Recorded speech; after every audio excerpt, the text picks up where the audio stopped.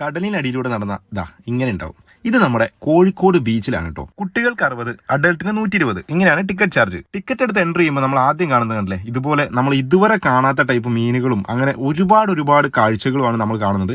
അതിനുശേഷമാണ് നമ്മൾ ഈ ഒരു സംഭവം, ഇത് കാണേണ്ട ഒരു കാഴ്ച തന്നെയാണ്. കാരണം നമ്മൾ കടലിനടിയിലൂടെ നടക്കുമ്പോൾ എന്താണോ ആ ഒരു ഫീലാണ് നമുക്ക് ഇവിടെ ഇതിന്റെ ഉള്ളിൽ കയറിയാൽ നമുക്ക് കിട്ടുന്നത്. ഇന്ത്യയിലെ ആദ്യത്തെ അണ്ടർ വാട്ടർ ടണൽ ഇതാണെന്നാ പറയുന്നത്. അതുപോലെ തന്നെ 10+ വേൾഡ് റെക്കോർഡ് ഈ ഒരു ടണലിനാണെന്നാ പറയുന്നത്. നമ്മുടെ കുട്ടികൾക്കൊക്കെ കാണിച്ചു കൊടുക്കാൻ പറ്റിയ ഒരു സ്ഥലം തന്നെ പറയാം. നമ്മുടെ തലയുടെ മുകളിലൂടെ പലതരം മീനുകളാണ് അങ്ങോട്ടും ഇങ്ങോട്ടും. എന്ത് രസമാണ് കണ്ടില്ലേ, നമുക്ക് നടന്ന് കാണാനുള്ള അത്രയും നീളമാണ് കണ്ടില്ലേ.